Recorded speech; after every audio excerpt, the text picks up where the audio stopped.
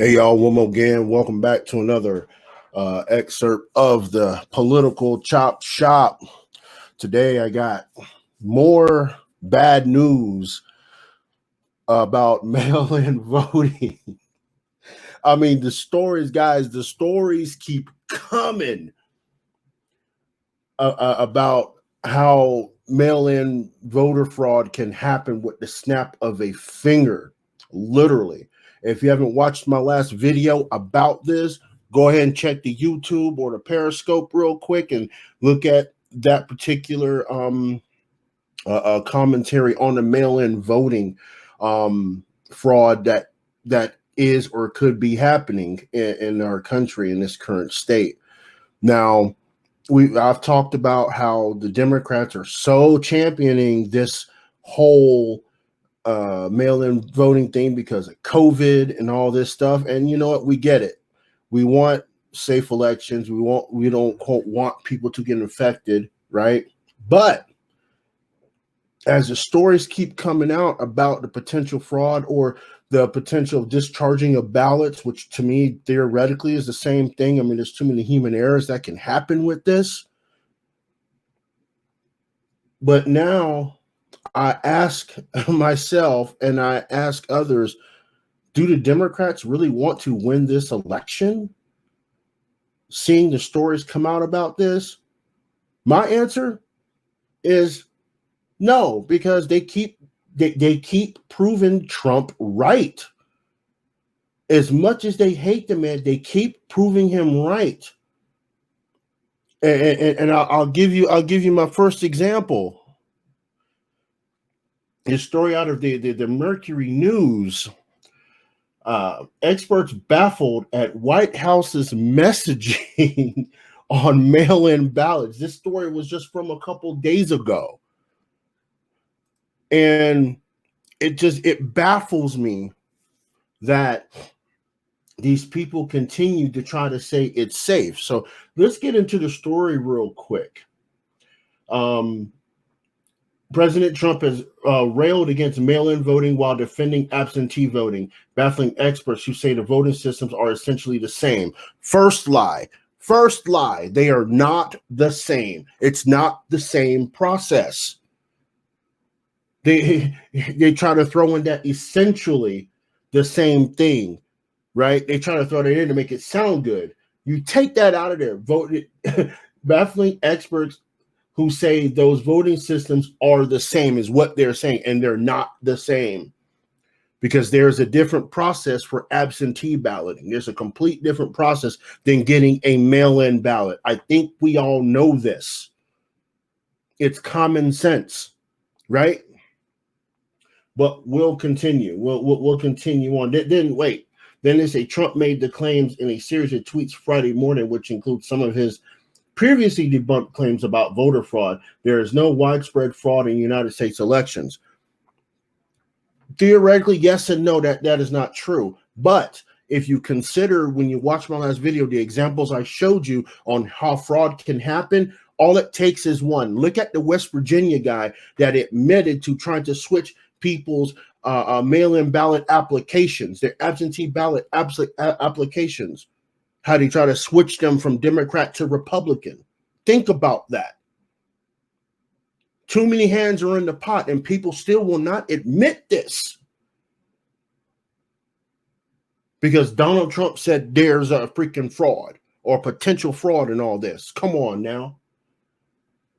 So the rest of the article, it mentions mail-in ballot fraud found in many elections. People are just now seeing how bad, dishonest, and slow it is. Election results could be delayed for months.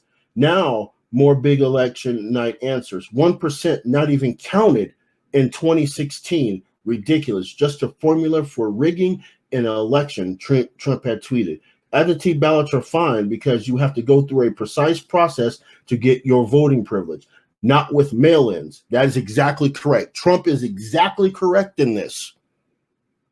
There is a different process when it comes to this. So this news outlet, they try to fact check him. Let's look and see what he's talking about right now when they're trying to fact check Donald Trump here. Right? So First fact, Trump is inventing a distinction where none exists and also peddling baseless claims of rigging elections and fraudulent ballots. Different states use different terms, but absentee ballots are mail-in ballots and vice versa. False, verifiably false. Verifiably false. You see how they're trying to mislead the people into saying that mail-in ballots or the absentee ballots are the same as mail-in ballots? No, they are not. Again, there are different processes in this for absentee ballots, right? So let's make the distinction real quick, and I'm going to keep it very simple and in layman terms. Mail-in ballots still go to people that are registered to vote and ask for a mail-in ballot, right? They ask for them from their county clerk. That's not an absentee ballot. That's different. That is completely different. There has been instances where I've heard people say, my friends in Georgia, I got family in Georgia, say they were getting mail-in ballots, right? They were getting mail-in ballots for people that hadn't lived there in 4 or 5 years. Really? Really? Is this where we're at? Are we going to, because you see, look what can happen when this happens, right? Let's just say I get Angela Johnson's ballot at my house, okay? I can fill out her ballot for my candidate, send it back, get my ballot, fill it out, send it back. Now, if Angela's in a whole different district, whole different county, her vote has been nullified. Her vote has been nullified because she put in more than one ballot. So they're either going to count the first one or neither one of them, especially if she's voting the opposite party, right?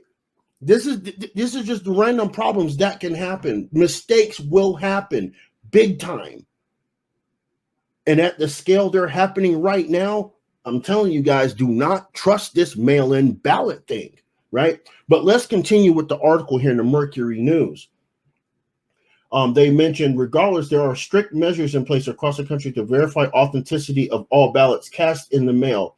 These measures are very successful. More than 99% of votes in U.S. elections are legitimate. That is almost verifiably false.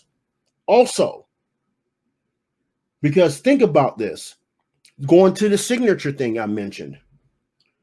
People's signatures change over time, and that's natural.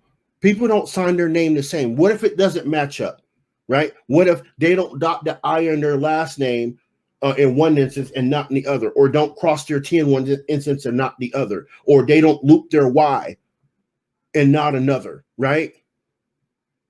Think about that a second. That nullifies a vote. So no, this is false, right? And I will show you how this is false here in a second, right? And then as they continue, no excuse mail voting or absentee voting, whatever you call it, is essentially the same thing, says this nonpartisan of election innovation and research. Again, we just talked about this. It's not the same. It is not. It's completely two different processes, and they're trying to mislead people on this, right? But let's show you something else. We were just talking about this. In California rejects 100,000 mail-in ballots from the March primary because of mistakes. Hello, people. Are y'all waking up yet? 100,000 votes. We just had the situation in New Jersey, right? Where over 100,000 votes were completely nullified or done with because of mistakes, misread signatures. Or ballots, or person, again, voting on two different ballots because a ballot got sent to their previous residence and their new residence. Let's take a look at what they're saying out in California. More than 100,000 mail-in ballots were rejected by California election officials during the March presidential primary, according to data obtained by the AP that highlights a glaring gap in the state's effort to ensure every vote is counted. God, you can't fix this, right? There's further down in the article, The California Secretary of State elections data obtained by AP showed 102,428 mail-in ballots were disqualified in the state's 58 counties, about 1.5% of nearly the 7 million mail-in ballots returned. That percentage is the highest in a primary since 2014, where the overall number is the highest in the statewide election since 2010. 2 years ago, the national average of rejected mail ballots in the general election was 1.4%, and in 2016, it was 1%, according to U.S. Election Assistance Commission study.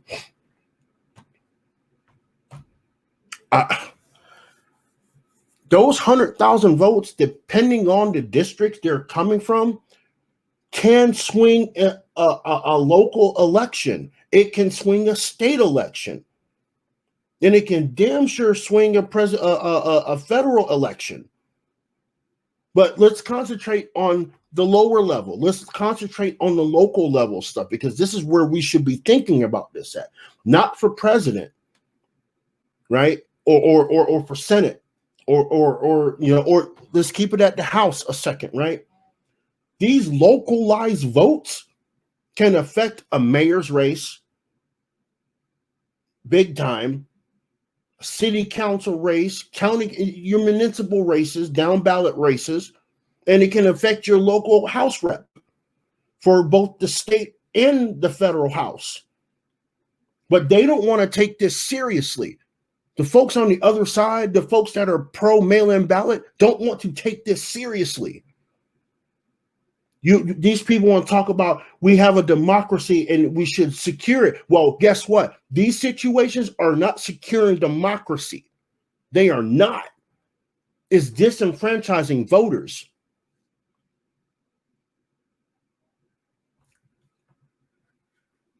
Another story, even ABC even admits there's a problem. As ballots pile up in the mail, a potential nightmare looms on election night. ABC even admits this. I mean, we can just look right here. Where's the thing at? Here it is. The glaring part of this particular article, in Manhattan in 2016, there were approximately 7,000 primary absentee voters, said Sarah Steiner. And then we look down further, and they mentioned, and you had Hillary and Bernie. That was a competitive primary. 7,000 votes that did not get counted.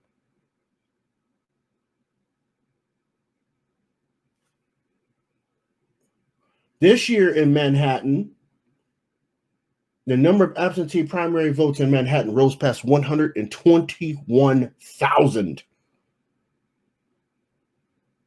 Come on, man. I mean, are we going to have a serious conversation about these mail-in ballots or what? Are we going to have a real conversation about this?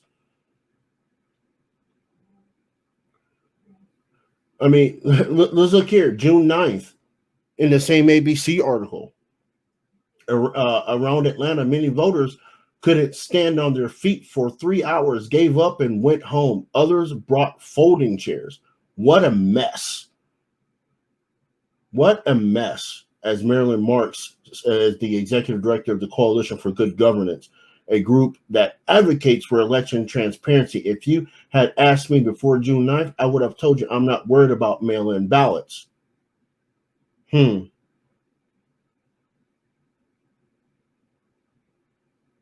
I mean, this is completely insane. But let's get into the nitty gritty a little bit here.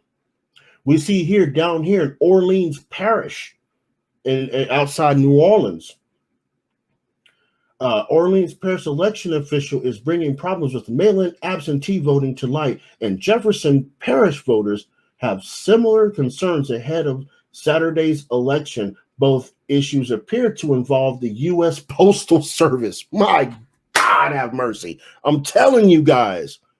I'm telling you. They're laying it out there. Sandra Wilson tells this media outlet that some 4,000 applications for mail-in ballots were discovered July 1st at a New Orleans post office. She didn't know how long they had been sitting there, but Wilson says postal workers delivered them to her office at City Hall that day. The registrar's staff worked overtime to put ballots in the mail to voters whose requests were delayed. Albert Ruiz, a regional United States Postal Service spokesman, said that in email Saturday that ballot applications in New Orleans were held at the post office because of short paid postage. Really? Really? You're going to hold this up because of short paid postage when you could charge the parish, the municipal parish, for the charges for sending them, but you're going to hold them up. Again, another instance that our postal service is playing with this stuff. Now, I don't want to hear people say, well, you know, the postage is paid. You're being cynical, Rod. No, I'm being dead serious, y'all. Dead serious. You're going to hold up a postage for another municipality that probably can pay it straight away. Won't you send them a bill? Y'all send me a bill every time I send stuff out in the mail and the postage might be a little short. Y'all send me a bill and still send my package anyway, or my letter, or whatever I'm sending. Why couldn't you do that with the Orleans parish? God, bunch of fraud. I'm telling you, these people, a bunch of frauds, man. I'm telling you. As we continue, the mail-in ballots must arrive by 4:30 p.m. Friday to be counted in Saturday's election, which consists of presidential party primary, state party contests, and a few municipal races. Voters could request a mail-in ballot as late as June 7th, 4 days before the election. Even if they receive the ballot the next day, it would give the post office just 2 days to get the ballot to the registrar's office. That's the problem. See the problem here? They just got those on the 1st. They got to process these things, right? Have them out by 4:30 p.m. on the 7th, and then these people have to have the ballots have to be back. Had to be back like 2 days after they would have received them at the earliest date. Come on, people. But we're not having a serious conversation with mail-in ballots. You know how many people this would actually disenfranchise? Right? The mail-in ballot. See, here's the thing. The purpose of the mail-in ballot that the other side claims in this is to activate millennials and the new voting class that's coming in that can vote this year, the 18-year-olds that can vote. But when you have stuff like this, you're disenfranchising these kids. You're disenfranchising these kids. And what message are you sending when they see things like this? What message are you sending to these people? Oh, my vote doesn't matter anyway. Because they're going to screw it up, or they're going to manipulate it, or they're going to do whatever they do. I mean, let's get serious about this. If we want the young people to start voting, we need to make sure the integrity of these quote-unquote mail-in ballots, which y'all know I vehemently disagree with, is secure. And it will never be secure because these mail-in ballots touch too many hands. It's just easier to go to the box, punch the button for your candidate, get your little receipt, and roll out. How hard is that? But let's continue on. Let's continue on this one here just a little bit. Actually, let's go to the next story. I covered what I wanted to cover in that one. Massachusetts. Minority voters sue Massachusetts over failure to send mail-in ballot applications. Again, I asked the pro mail-in ballot crowd, when can we sit down and have a conversation about this? When? I will invite you to my live podcast to have a conversation about this. If you are so adamant about mail-in balloting, come on my live podcast. Let's have a conversation about this. Because now the people that are saying that minorities and the young people, especially with minorities, when they say, oh, they can't get ID, so they can't vote, so voter ID would be racist. Come on. When you got the government, you got the state government getting sued by the minorities for not getting their mail-in ballot applications. Come on, y'all. Come on. And don't think this is just not happening here. This is not a remote instance. I'm sorry. Y'all can sit here and say, oh, this is a remote instance, Rod. No, it is not a remote instance. I guarantee you there's more people that are experiencing this all over the country.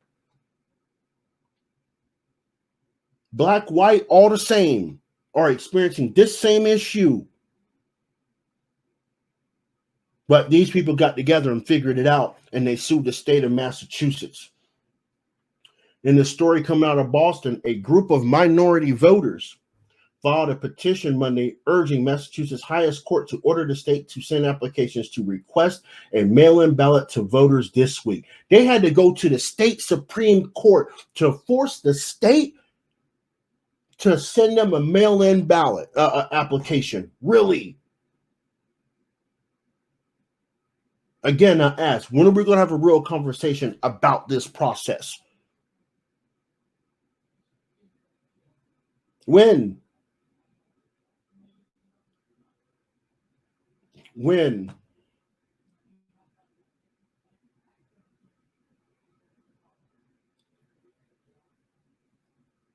It excuse me.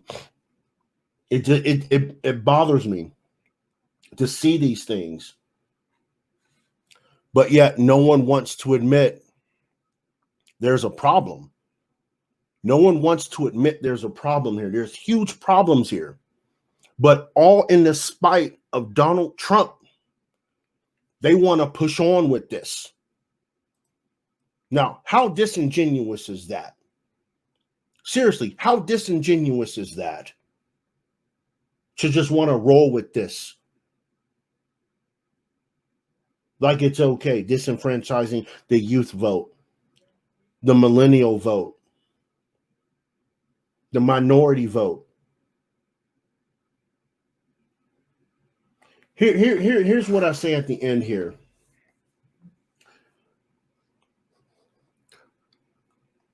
They don't want to beat Trump.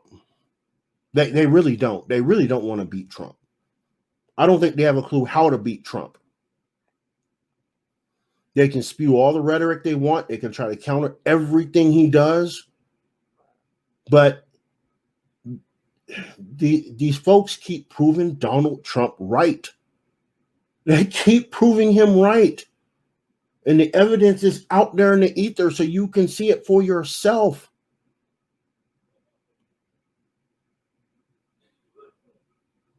But no, we need mail-in balloting so we can disenfranchise the youth vote, the minority vote, the millennial vote. Right? So there's be less people in the election so they can claim victory. No, what's going to end up happening is if this mail-in balloting thing goes through and people are mail-in balloting come November, I'm telling you, it's probably going to delay the election of the president. And whatever side loses, they can say, oh, mail-in balloting integrity problems. We need a recount. We need a recount. I mean, really think about this, guys. Seriously, do we want to go through that debacle? And then here's what the Democrats have forgotten. If the vote goes to the House of Representatives, Donald Trump will be in office again. Donald Trump will be in office because they have the most delegates. The Republicans have the most delegates. Really think about this a second.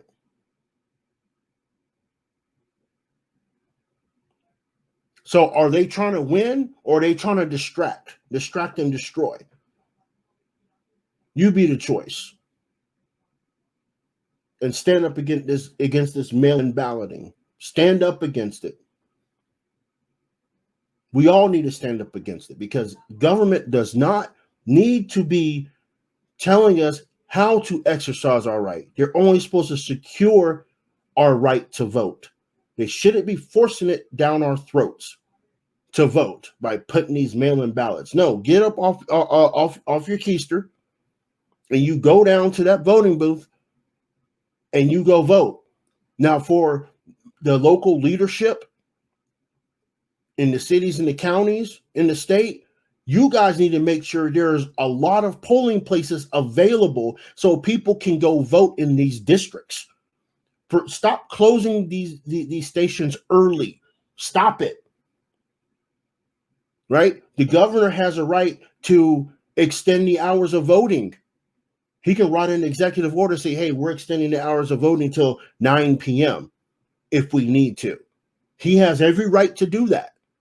So why are we not extending that? Why are we not getting more polling stations? So on local leadership, this is on you guys. This is on y'all to make sure these elections and everybody's able to vote. Expand the times for people to vote. Don't cut it off at 7 o'clock, 8 o'clock. Cut it off at 9, 10 o'clock at night. Because elections don't have to be certified until a week after the election in most states. So what's a couple extra hours a day to keep these polling stations open, right? And then guess what? A lot of states, a lot of municipalities have said you need to wear a mask because of COVID. You can wear a mask going to a polling station, can't you? We don't need mail-in balloting because of a pandemic and all that. We don't need that. Have people go in, put on their mask inside the closed facility, and go punch your ballot. Ain't no excuse. There's no excuse for mail-in balloting right now.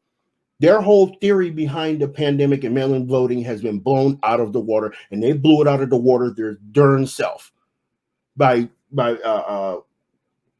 laying down mandates for wearing masks in public. Y'all just killed your own narrative. So we can do voting the same way. So that's enough for me. Make sure you leave your comments and all that good stuff on this video here on Periscope, it'll be on YouTube here in a little bit. So until next time, y'all, be easy, and another video will be coming up really soon. Check you later.